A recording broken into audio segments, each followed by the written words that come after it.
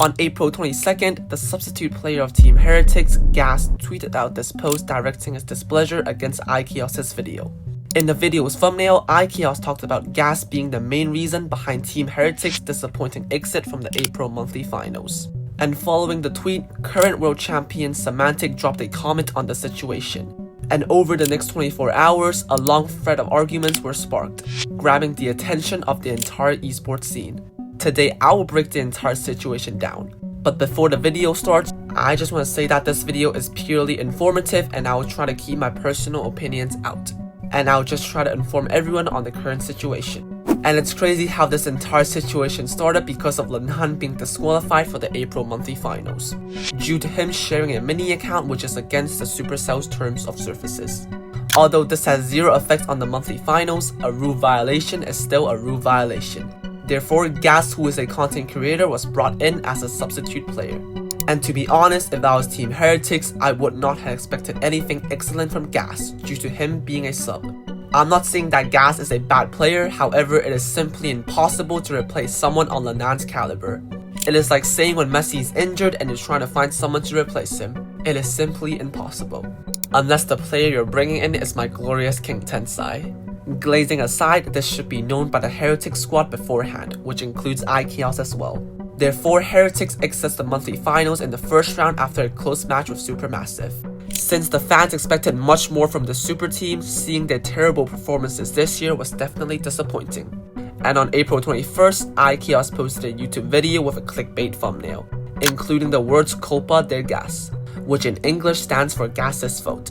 However, in the video, he did not badmouth Kaoss according to Spanish fans. But keep in mind that I do not speak Spanish, so some translations may contain errors. So feel free to correct me in the comments if I'm wrong.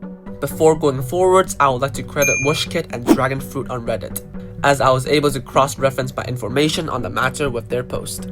Anyways, Symantec then replies to Kaoss's tweet and says he thinks Kaoss has never blamed himself throughout his career, saying it was always the meta, the drafts, or the teammates, saying that Kaoss basically has a big ego and it's never his fault. Kaoss then snaps back and accuses Symantec of being a bully, saying he possesses a bully humor, making fun and crossing boundaries as a joke.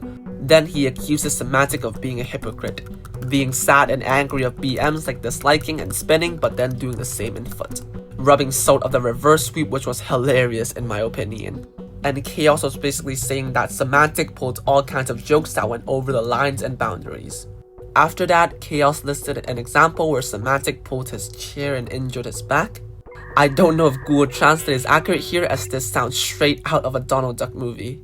He then continued to make statements that Symantec was a big bully in SK, both to him and his other teammates, which is basically GAVGX, a famous and retired professional with a great reputation. The three of them did play together in 2022, which I guess is where the bully happened. Then he also accused Symantec of backstabbing him of some sort. Again, this might be Google Translate's fault, as I don't know why we're playing Among Us all of a sudden. But he also said things happened last year, but he didn't want to drag others into the water, which is ironic as he literally dragged GA into the drama. But Kaoss is probably implying that this bully behavior of Symantec happened throughout the years, and whether or not you believe him is your opinion. Kaoss also backs his claim by pointing out Symantec never sticks with a team due to him being a big bully.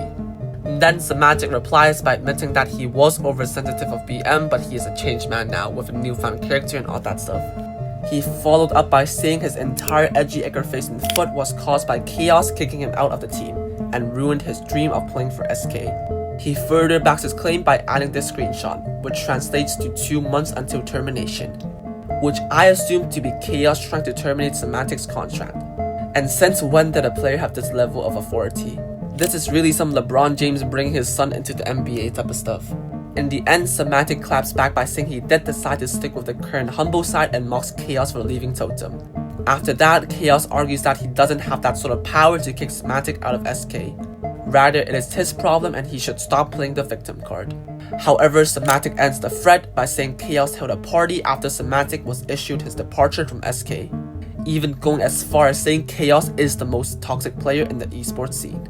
But at least something good came out from the drama, as GA tweeted out several statements. First, affirming that Symantec as a player was the greatest teammate he's ever been with.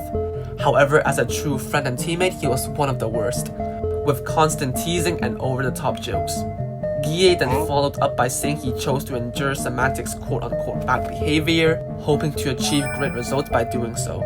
Google Translate was kinda buggy here, but I interpret it as Guille saying he was the first to voice out that he does not want to continue playing with Symantec. But again, correct me if I'm wrong. He then addresses that he does not regret his past attitude to Symantec, but would choose to do differently if he could, stopping Symantec's bully behavior instead of not communicating with him more directly, stating it was all work and now they're all chill. It came to a great conclusion as he wrapped it up by saying although that year was his worst year of being a pro, which catalyzed his eventual retirement, there were great moments and some non-bully jokes that he would cherish, hoping to not send the wrong message through.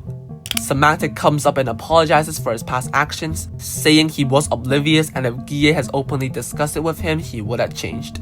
Again, he acknowledges his past faults and again says that he is a changed man or something like that. Man, why is this making me tear up a bit? Personally, very mature by Guille, and this is how beef should be handled. And I'm not gonna be naming any names.